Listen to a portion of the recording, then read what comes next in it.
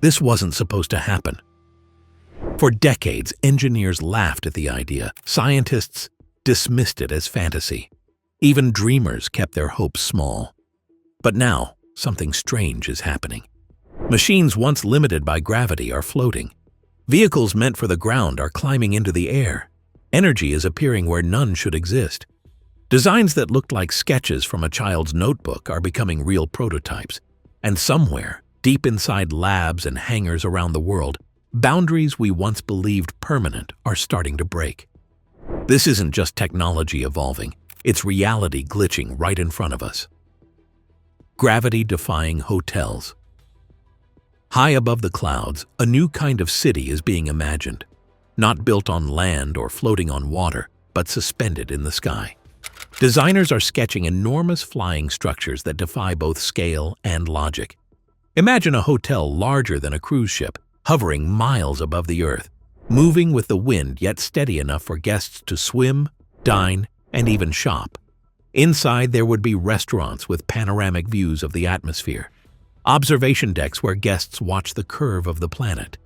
Entire recreation centers are floating thousands of feet above sea level. But the real twist? These sky hotels aren't designed for land, ever. They would remain airborne indefinitely, docking only with smaller aircraft to transfer people and supplies. The idea sounds impossible. Fuel limitations, structural stress, and weather hazards all seem like insurmountable challenges. Yet engineers keep refining the models. Concepts for nuclear propulsion, solar energy integration, and autonomous flight systems are being drafted. Skeptics roll their eyes. Scientists raise their eyebrows. But somewhere on a drawing board in some forgotten lab, the next phase of human habitation is being quietly planned. Not on the ground, not at sea, but in the sky itself. When yachts take flight, somewhere along the coastline, a vessel waits. From a distance, it looks like an ordinary luxury yacht, sleek, elegant, built for calm waters and gentle waves. But get closer and things start to look strange. Large airship-like structures stretch along each side. Twin propulsion units sit where you'd expect nothing but railings. Solar panels line the roof, not for modest energy savings, but to fuel something much larger. Because this yacht isn't just meant for the sea, it's built for the sky. A new generation of amphibious craft is emerging, designed to lift off from the ocean and cruise through the air like a giant airborne manta ray. The technology borrows from both aviation and marine engineering. Dual shells act like giant wings, providing lift. Massive electric motors, often with power ratings in the thousands of horsepower, propel the vessel forward. Inside, passengers wouldn't notice the shift. One moment they're enjoying a meal in the dining lounge with floor-to-ceiling windows. The next, the horizon tilts, the ocean shrinks below, and the sky takes over. Speed on water? Modest, around 6 to 10 miles per hour. But in the air? These vessels are designed to reach over 100 miles per hour. Engineers still struggle with efficiency. Fuel storage, weight distribution, and aerodynamics remain huge hurdles. But the dream persists. The question now isn't if it will happen, but when. Robots that touch, feel, and think. In a quiet lab, somewhere away from public eyes, a robot lifts its arm, not just to grab or carry, but to feel. This new generation of machines isn't programmed to simply complete tasks. They're built to sense pressure, temperature, and even the texture of surfaces. Some can mimic human grip strength with eerie accuracy. Others react to touch with small gestures, a tilt of the head, a subtle vibration, or a shift in tone when speaking. One prototype can deliver a life ring to a drowning swimmer, adjusting its grip mid-flight as ocean spray hits its sensors. Another sort of fragile object detecting surface irregularities in real time. In busy restaurants, small delivery bots weave through crowds, avoiding people with smooth, almost human-like movements. They pause when someone steps too close, their sensors firing at thousands of readings per second. Engineers are pushing these machines beyond cold logic. Some robots now respond to voice intonations. Pet 1, and you might get a cheerful beep. Block its path and it waits patiently, recalculating its route without complaint. There's even research into robots with synthetic skin, able to gauge how firm a handshake should be. We're moving from machines that work to machines that notice. And as they learn to read us, it's only fair to ask, what will they want next? Now first, like always, be sure to hit the like button down below. It helps us out tremendously with the reach of this video. Thank you.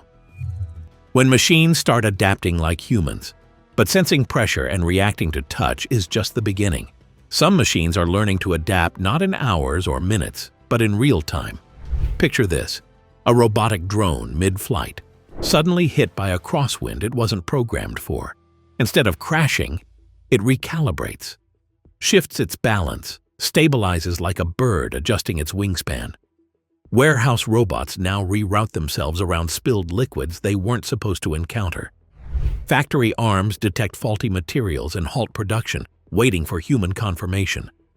In hospitals, robotic assistants learn patient routines, recognizing the difference between a casual visitor and someone in medical distress.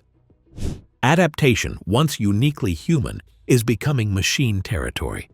And as robots move from obeying commands to making decisions, a subtle, unsettling question emerges. When they adapt faster than we, who's really in control?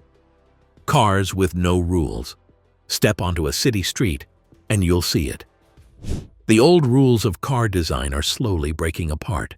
Some vehicles now glide almost silently, shaped more like water droplets than traditional cars. Their bodies curve with mathematical precision, each line carved to slice through air resistance like a blade. Others look like they've escaped from a science fiction film. Squat frames, oversized wheels, headlights that rotate or split open like mechanical eyes. Forget chrome grills and gas engines. Engineers are experimenting with bamboo interiors, cactus-based fabrics, and mushroom leather. One concept car even draws extra miles of range each day from solar panels stitched into its roof. Then there's the battle against drag. While the average car has a drag coefficient hovering around 0.3, some futuristic models are pushing below 0.17. At highway speeds, that difference feels like the wind barely notices the car exists. One prototype allows each wheel to move independently. The front lights twist and reveal hidden beams when extra illumination is needed. Suspension systems shift in real time, adjusting for both performance and comfort. And under the hood, the traditional engine is vanishing, replaced by whisper-quiet electric motors with torque delivery that feels almost unnatural. Acceleration is instant, speed feels effortless. The vehicle doesn't roar, it surges. As you watch these machines blur past, it's hard not to wonder, are we driving the car, or is the car quietly choosing to drive us? Energy from thin air. In a corner of the world where engineers gather around test benches and prototypes, something remarkable is happening. Energy is being pulled from places we never thought to look. A new wave of devices now captures moisture from thin air, turning it into drinking water with mineral balance better than most bottled brands. With UV sterilization built in and air-purifying filters on the side, these machines don't just hydrate, they cleanse the air around you while doing it. On another front, home battery systems are growing both smaller and stronger. Units once reserved for industrial sites now sit quietly in living rooms and garages, holding enough power to run appliances for hours or even days. Some charge to full capacity in less than 3 hours. Others come with solar adapters, giving homeowners a slice of independence from aging power grids. One prototype even offers wireless charging pads built right into the unit's surface. Just lay your phone down and the energy flows without a single cable in sight. Skeptics warn about limits in storage capacity, discharge rates, or long-term durability. But for millions already facing power outages and water shortages, these devices aren't futuristic luxuries. They're lifelines. And as innovation pushes forward, the idea of being completely self-powered no longer feels like a distant dream. Living rooms in the sky. Somewhere between a car and a helicopter, a new kind of vehicle is taking shape. Small enough to land on a rooftop, powerful enough to lift 5 passengers straight into the air. These personal air taxis aren't science fiction anymore. They're real prototypes, tested in hangars and flown over empty fields. Equipped with vertical takeoff engines and autopilot systems, they promise a future where commuting isn't stuck in traffic but cruising above it. Inside, the seats look more like those in a luxury SUV than a cockpit. Large touchscreens, noise-canceling interiors, and panoramic glass ceilings let passengers watch the skyline drift by.